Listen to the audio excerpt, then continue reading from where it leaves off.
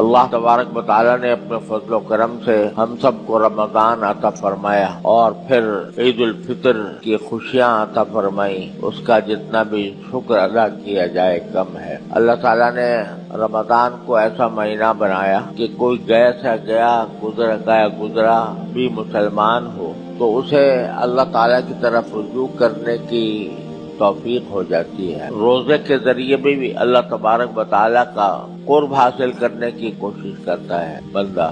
رات کے وقت میں تراویح کے ذریعے اللہ تبارک و تعالیٰ کا قرب حاصل کرتا ہے۔ عام دنوں کے مقابلے میں زیادہ اللہ تعالیٰ کی عبادت کی کوشش کرتا ہے، تلاوت قرآن کریم کی، ذکر کی، تسبیح کی، دعاؤں کی۔ یہ ساری رمضان مبارک کی برکات ہیں، اور جیسا میں بار بار عرض کرتا رہتا ہوں کہ یہ رمضان کا مہینہ ہو یا کوئی اور مقدس دن اور رات، یہ اللہ تعالیٰ نے اس لیے بنائی ہے کہ ہم اپنے دنیاوی کام دھندوں میں مشغول رہ کر غفلت کا شکار ہو جاتے ہیں اور اللہ تعالیٰ سے دور چلے جاتے ہیں۔ تو اللہ تبارک و تعالیٰ ان دنوں میں یا راتوں میں ہمیں کھینچ کر اپنے پاس بلا لیتے ہیں کہ کہاں تم بھاگے چلے جا رہے ہو، میرے پاس آ جاؤ، میری طرف رجوع کر لو، میرے ساتھ اپنا تعلق مضبوط کر لو۔ اس لیے یہ دن اور راتیں اللہ تعالیٰ نے ان کی اندر خاص برکتیں عطا فرمائی ہیں، اس میں عبادت کی کا خاص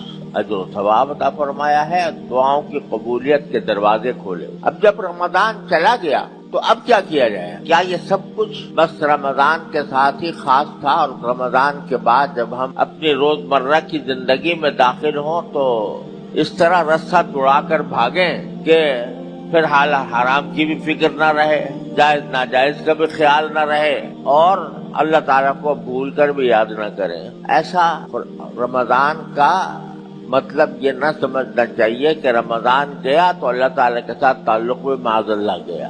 اور شاید یہی وجہ ہے کہ قرآن کریم نے جہاں رمضان کے روزوں کی تکمیل کا ذکر کیا ہے تو وہاں یہ آیت آئی ہے جو میں نے آپ کے سامنے پڑھی۔ وہاں آیت پوری اس طرح ہے کہ وَلِتُكْمِلُوا الْعِدَّةَ وَلِتُكَبِّرُوا اللَّهَ عَلَى مَا هَدَاكُمْ وَلَعَلَّكُمْ تَشْكُرُونَ، کہ تاکہ تم گنتی پوری کر لو، روزوں کی گنتی پوری کر لو، 29 یا 30 گنتی پوری کر لو اور اللہ کی بڑائی بیان کرو اس طریقے پر جو اللہ نے تم کو بتایا ہے۔ اللہ کی بڑائی بیان کرو، اس کی تفسیر اکثر مفسرین نے یہ کی ہے کہ اس سے مراد عید کی نماز ہے۔ عید کی نماز میں جو تکبیریں عام نمازوں سے زیادہ کہی جاتی ہیں، اللہ تعالیٰ کی بڑائی کا بیان کیا جاتا ہے، اس کا بیان لِتُكَبِّرُوا اللَّهَ عَلَى مَا هَدَاكُمْ۔ ایک طرف گنتی پوری کر لی روزوں کی اور دوسری طرف اللہ تبارک و تعالیٰ کی ہدایت کے مطابق تم نے اس کی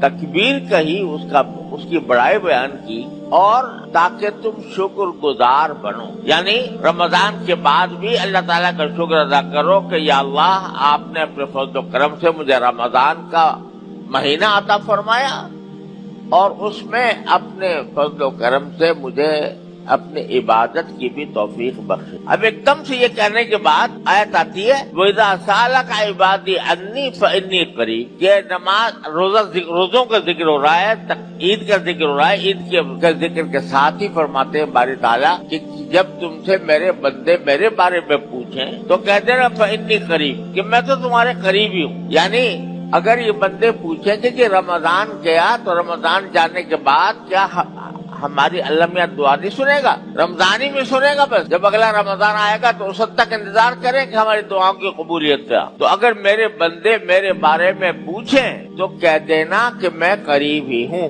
کیا مطلب؟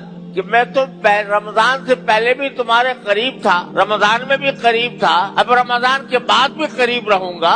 تم ہی ہو جو تم مجھ سے دور چلے جاتے ہو۔ تم سمجھتے ہو کہ رمضان میں اللہ کے پاس آئیں گے اور رمضان کے بعد اللہ تعالیٰ کے پاس نہیں جائیں گے۔ یہ تم ہو جو ہم سے دور چلے جاتے ہو، ورنہ میں تو تمہارے قریب ہوں، ہر وقت، ہر آن، ہر مہینے میں، ہر گھر میں، دن میں، ہر رات میں۔